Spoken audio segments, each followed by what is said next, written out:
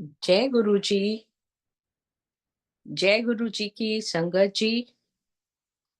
गुरु महाराज जी की असीम कृपा से उनके समय की संगत जितेंद्र पंत अंकल ने ये दिव्य सामग्री गुरु जी के विषय में जो है Suresh Vasan uncle multilingual team के सेवादार अंकल को 3 जनवरी 2021 को उपलब्ध करवाई।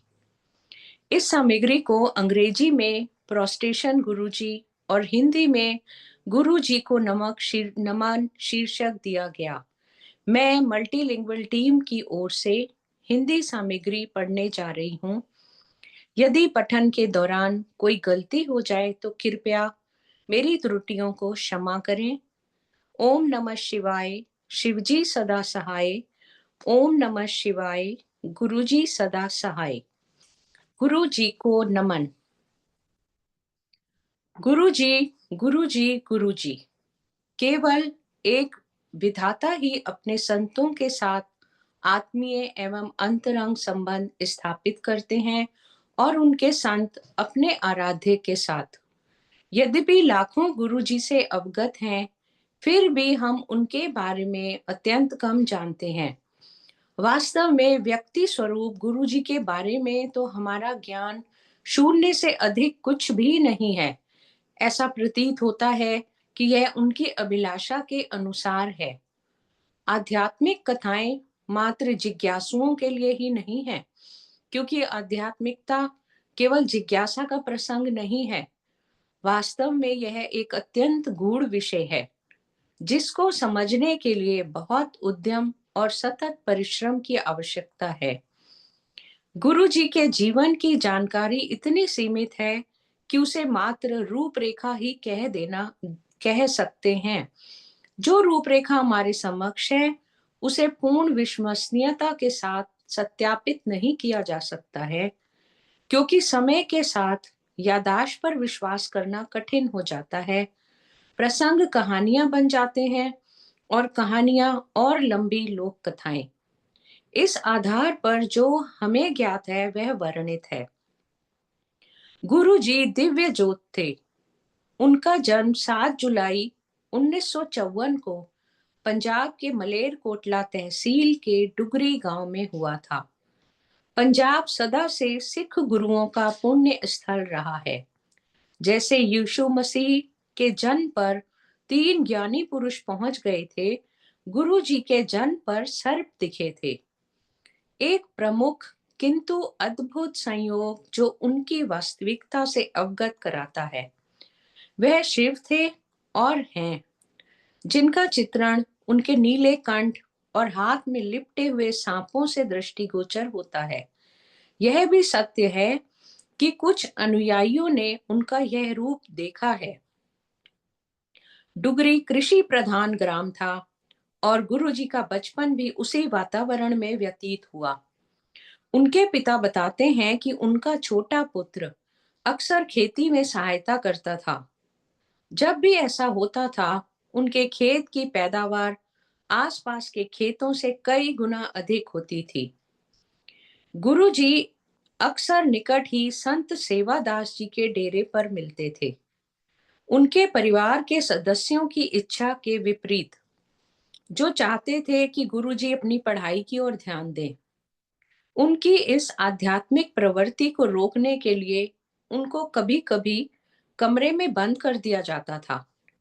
फिर भी गुरुजी डेरे पर संतों के साथ बैठे हुए मिलते थे, जहां पर बहुत बड़ी संख्या में अनुयायी आते थे। भविष्य दृष्टा संत लोगों को सजग करते थे कि गुरुजी को अकेला छोड़ दें, क्योंकि वह तीनों लोकों के स्वामी हैं। इन शब्दों की महत्ता कि गुरुजी त्रिलोकीनाथ हैं, उस समय भी या दशकों उपरांत जब उनके भक्तों की संख्या बहुत बढ़ गई, समझ में नहीं आई। किंतु देवत्व कभी छिपा नहीं रह सकता, क्योंकि कष्ट निवारण तो उसकी प्रवृत्ति है। उनके बचपन के एक दृष्टांत के अनुसार उनके एक सहपाठी का पेन परीक्षा से पूर्व टूट गया था। गुरुजी ने उसको अपना पेन दे दिया, जिससे उसने अपनी परीक्षा पूर्ण करी। और गुरुजी ने उस टूटे पेन से सफलतापूर्वक अपने उत्तर लिखे। यह उनकी कक्षा के विद्यार्थियों के लिए कोई महत्वपूर्ण घटना नहीं थी। उनके अनुसार गुरुजी को परीक्षाओं में आने वाले प्रश्न पहले से ही पता होते थे। उनके अध्यापक शिष्य की कक्षा से अचानक थोड़ी देर के लिए अंतर ध्यान हो जाने की घटनाओं से सदा विस्मित रहते थे। गुरुजी अपने पिता की इच्छा पूर्ति के लिए पढ़ते रहे, जो अन्य सामान्य अभिभावकों के समान चाहते थे कि उनका पुत्र एमए की उपाधि प्राप्त कर ले। गुरुजी ने अंग्रेजी और अर्थशास्त्र में 2 उपाधियां प्राप्त करी। कुछ समय के उपरांत गुरुजी ने संसार में अपनी आध्यात्मिक यात्रा के लिए घर छोड़ दिया। वह अक्सर अपने किसी परिचित के घर पर प्रकट हो जाते थे, कुछ दिन रहते थे और फिर या तो चल पड़ते थे या कई दिनों के लिए लुप्त हो जाते थे। उनके माता पिता समझ गए थे कि उनका पुत्र कोई साधारण पुरुष नहीं है।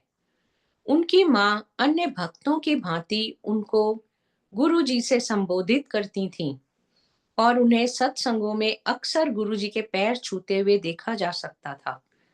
यदि कोई भक्त निडर होकर उनका नाम पूछ भी लेता था, तो गुरुजी उसको एक छोटा किंतु अर्थ संगत उत्तर देते थे कि उन महापुरुषों के कोई नाम नहीं होते। इस कथन का अभिप्राय मात्र इतना होता था कि उनके व्यक्तित्व के समान वे स्वयं ब्रह्म में ही समाहित हैं। दोनों एक ही हैं।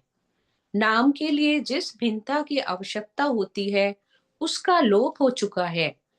एक निजी मानव शरीर होते हुए भी वह व्यक्तित्वहीन और अंतर्यामी थे।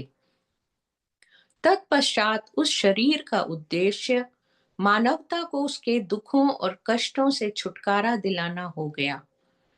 लोग बड़ी संख्या में गुरुजी के पास अपनी समस्याओं से मुक्त होने के लिए पहुंचने लगे। अधिकांशतः आर्थिक, गृहस्थी, व्यवसाय और व्यापार, कर्म जनित रोगों से संबंधित होती थीं।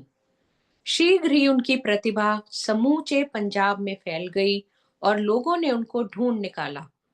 गुरुजी सदा कहते रहे कि असल चीज से कोई मंगता नहीं। वह तो दिव्यता के मूर्त रूप थे और उनकी इच्छा थी कि लोग उनके पास प्रेम के लिए, केवल प्रेम के लिए आए। नम्रता पूर्वक समर्पित समर्पित प्रेम से वह अकल्पनीय, असंभव वस्तुएं तक देने में सक्षम थे। गुरुजी तो दाता थे। उनकी ना कोई आशा थी, ना ही उन्होंने किसी से कभी कुछ ग्रहण किया। गुरुजी विभिन्न स्थानों पर रहे, जालंधर, चंडीगढ़, पंचकुला और नई दिल्ली, और सत्संगों की नदी पवित्र गंगा की भांति इन बंजर भौतिकवाद से तप्त प्रदेशों में बहने लगी। यही स्थान थे जहां पर लोग न केवल पूरे भारत से अपितु समस्त विश्व से उनके आशीर्वाद लेने के लिए आने लगे। गुरु जी के सत्संगों में वितरित होने वाले चाय और लंगर प्रसाद उनके परम आशीर्वाद से संपन्न थे।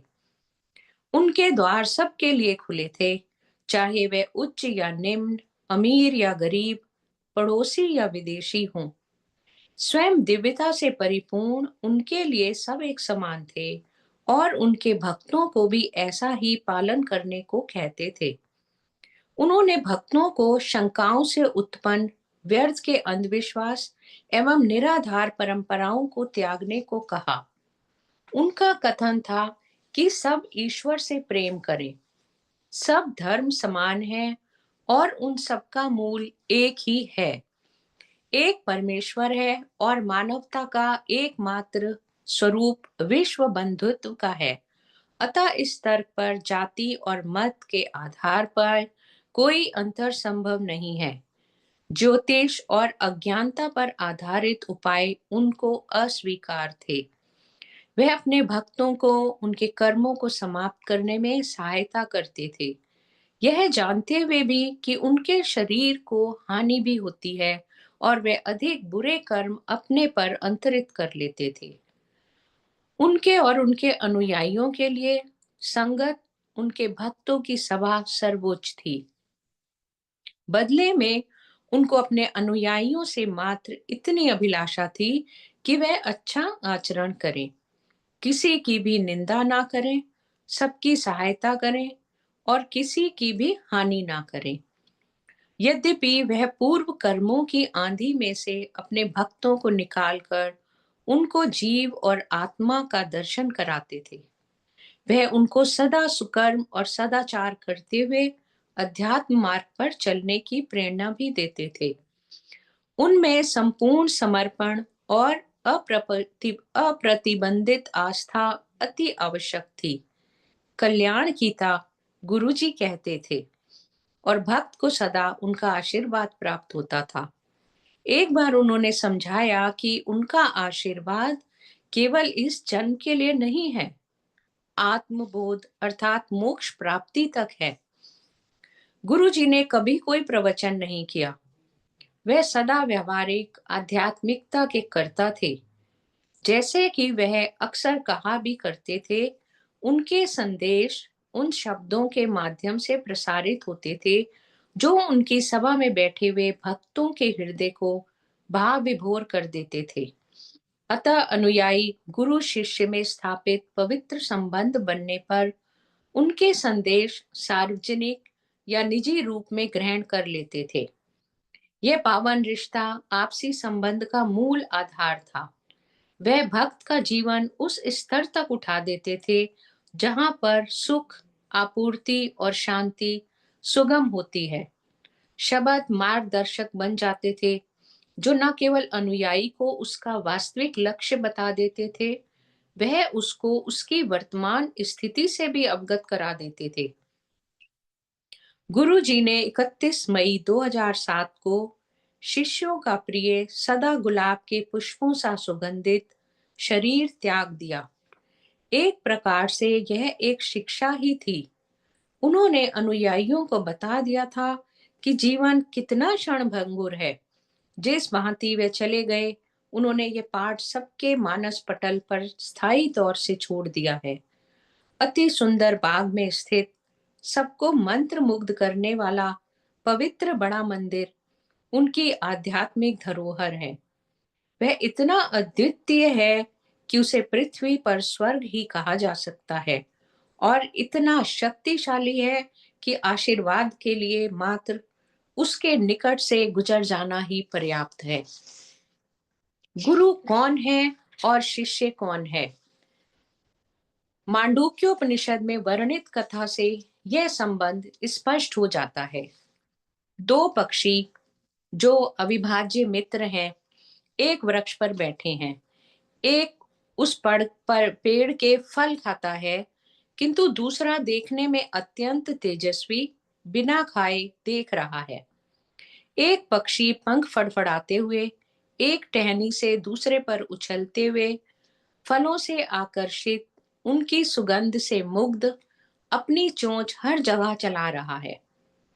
खट्टे और मीठे दोनों प्रकार के फल खाते हुए चिड़िया को घृणा और लोभ दोनों अनुभव होते हैं, परंतु वह फल खाने में व्यस्त है। स्थिर पक्षी अपने स्थान से दूसरे को देखता रहता है। उसकी दृष्टि उतनी ही एकाग्र और लीन करने वाली है जितनी पहले की भूख। पक्षी जिस वृक्ष पर बैठे हुए हैं, वह जीव के अस्तित्व का वृक्ष है। पक्षी क्रमशः स्थूल शरीर और सूक्ष्म शरीर के द्योतक हैं। प्राणी अपने आप को अपने भौतिक शरीर से पहचानता है और सदा अपना मनोरंजन करता रहता है। सूक्ष्म शरीर ओजस्वी पक्षी मात्र दर्शक है। वह दूसरी चिड़िया के उत्तेजित कर्मों को, उनसे उत्पन्न सुख और दुख को देख रहा है। जब वह पक्षी अपने मायावी अनुभवों से तृप्त हो जाता है, वह दूसरे पक्षी को देखता है, यानी अपने सूक्ष्म रूप को। यही वह समय है जब अदृश्य गुरु और अनुयायी का समय संबंध स्थापित होता है। गुरु प्रत्येक शिष्य की अंतरात्मा है। गुरु तो वह दर्पण है जिसमें अपनी छाया को देखकर अनुयायी अपने आप को जान सकता है। परंतु इस ज्ञान अथवा अपने अंदर के गुरु के निकट आने से पूर्व शिष्य को अपने बाह्य प्रस्फुटन की अति आवश्यकता है, क्योंकि हम कई जन्मों से अपने कर्मों का फल भोग रहे हैं। आत्मज्ञान सरल नहीं है। हम इसके इतने आदी हो गए हैं कि हमें अपनी आंतरिक सत्यता से अवगत कराने के लिए, प्रोत्साहित करने के लिए एक बाह्य माध्यम की आवश्यकता होती है। यही गुरु कृपा है। गुरु और उनकी कृपा में कोई अंतर नहीं है। कृपा गुरु का विशिष्ट लक्षण है और इसी प्रकार अपनी सब विशेषताएं, निष्कामता, निडरता, सर्वज्ञानी, सर्व विद्यमान, वास्तव में गुरु ईश्वर हैं जो आपके पास आए हैं। वह ही आपके निजी इष्ट, प्रिय मित्र, हृदय का सार, सर्वोच्च स्व की आंतरिक वास्तविकता है। आपके गुरु आपको ध्यान पूर्वक देखते हैं, इतनी दया दृष्टि से कि आप स्वतः ही उनको आदर देने को बाध्य हो जाते हैं।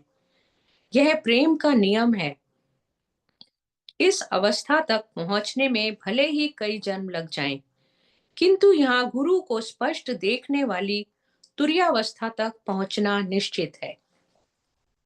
जब गुरु बाह्य वास्तविकता बन जाते हैं, जब गुरु बाह्य वास्तविकता बनकर आते हैं, हमारे लिए उनको समर्पण करना सहज हो जाता है। हम भाव को कल्पना नहीं कह सकते, भले ही वह कितने प्रकाशमान हो। गुरु के वेश में साक्षात परमेश्वर हमारी देखभाल करने और संसार के मोह माया के बंधन से मुक्त कराने आते हैं। वह हमें हमारी सुषुप्तावस्था से जागृत करते हैं। वह निर्णय लेते हैं कि हम उनके साथ भक्ति भाव का संबंध बना सकें। इस भक्ति के संबंध से हम शनै शनै फल खाने की क्रिया का त्याग कर देते हैं। हम आज्ञा पालन और अनुशासन करना सीखते हैं। हम धैर्य और दया का मूल्य जानने लगते हैं। हम में विश्वास और श्रद्धा भावों की उत्पत्ति होती है। अंततः हम गुरु को समर्पण कर पाते हैं और उनके माध्यम से स्वयं ब्रह्म को आत्मसमर्पण करते हैं। हमारे जीवन में हो रहे हर कार्य में हमें गुरु और परमेश्वर की सहायता का आभास होने लगता है। हमारे अनुभवों में कोई अंकुश नहीं रहता। कई वस्तुएं और लोग हमसे बिछुड़ जाते हैं। सब मनुष्यों की समानता हमारे संबंधों का आधार होता है। हम उस संसार में प्रवेश करते हैं जहां कामना का कोई स्थान नहीं है, संतुष्टि निरर्थक है और जहां जीवन में केवल गुरु की उपस्थिति सबसे अधिक महत्वपूर्ण है। ऐसा अगाध प्रेम ही भक्ति है। जीवन में प्रतिदिन की उथल पुथल और अन्य समस्याओं से निवारण के लिए गुरु पर पूरा विश्वास रहता है। हम उनको माता पिता सदृश मानते हैं। हमारे मित्र बनकर वह एकमात्र सांत्वना दाता हैं। हम उनसे ऐसे अनुराग करने लगते हैं मानो हमारे अलावा कोई और प्रेमी नहीं है। इस संबंध का एक ही प्रयोजन है, आत्मबोध। समुचित हल के अभाव में हम गुरु जी के पास पहुंचते हैं, कभी कभार इच्छाओं और सन की कामनाओं के साथ। गुरु जी हमें उन सबसे उबार देते हैं। गुरु को मानव रूप में समझना सरल है। यदि गुरु का व्यक्तित्व है तो प्रेम अर्पित करना भी सहज है। उनकी भाषा और मौन को भी समझना आसान है, परंतु अस्तित्व की भाषा और मौन को समझना अत्यंत कठिन है। निश्चित रूप से, पर धीरे धीरे गुरु हमें तैयार करते हैं।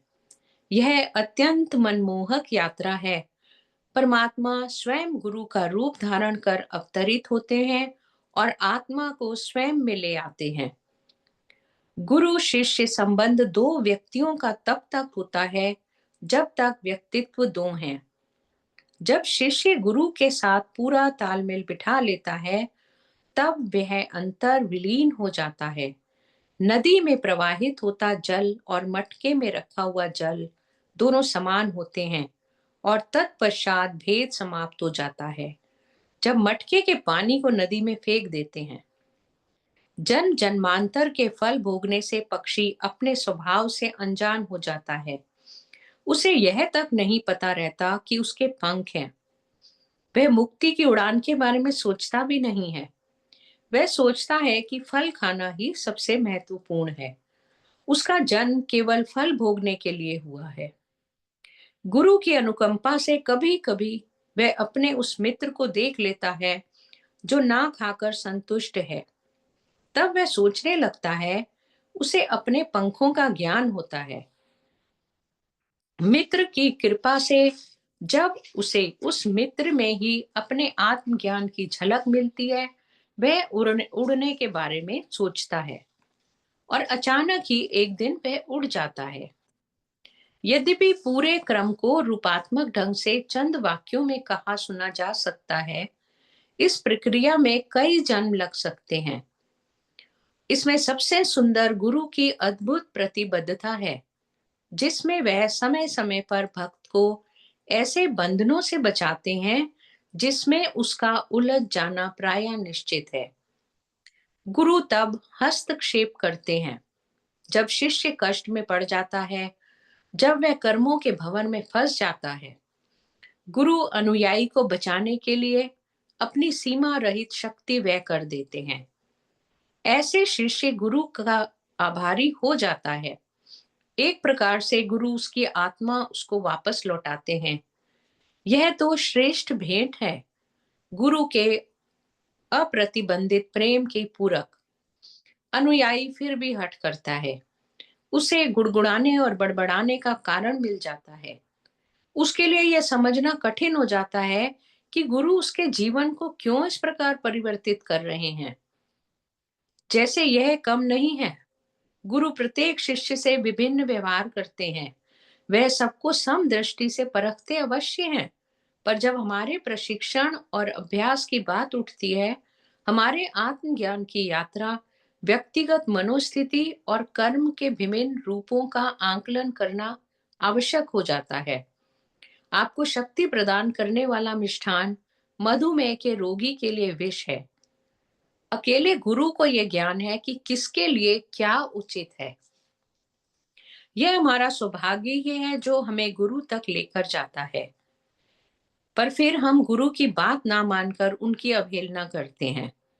हम अपने आप को अवांछनीय और हास्यास्पद, अक्सर मूर्खतापूर्ण परिस्थिति में डाल देते हैं। हम एक सर्कस में रहकर अपनी भूमिका अदा कर रहे हैं और जब गुरु आकर हमें निवृत्त करते हैं, हम वहीं पर रहना चाहते हैं।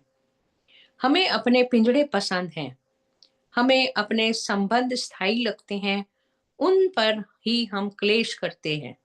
अतः हम मात्र अपनी मुक्ति को स्थगित कर देते हैं। किंतु जब हमारे सांसारिक अनुभव वास्तविकता से परिचय कराते हैं, हमें अरुचि और भ्रम की उत्पत्ति होती है। हमारे अनुभवों का फल पक जाता है। तब हम माया की सूखी घास से अपना सिर ऊपर उठाते हैं और ढूंढने लगते हैं। यदि हम सच्चाई से गुरु जी के बताए पथ पर चलें, तो हम शीघ्र ही समझ जाते हैं कि हम इस पृथ्वी पर अपनी कामुक इंद्रियों की प्यास बुझाने या सांसारिक मनोकामनाओं की पूर्ति के लिए नहीं आए हैं। गुरु जी संसार की निरर्थकता से परिचय कराते हैं। यह सब मोह माया का जाल है। फिर हम उसका लालच छोड़ देते हैं। हमें आभास होता है कि इसके पुरस्कार और दंड अर्थहीन हैं।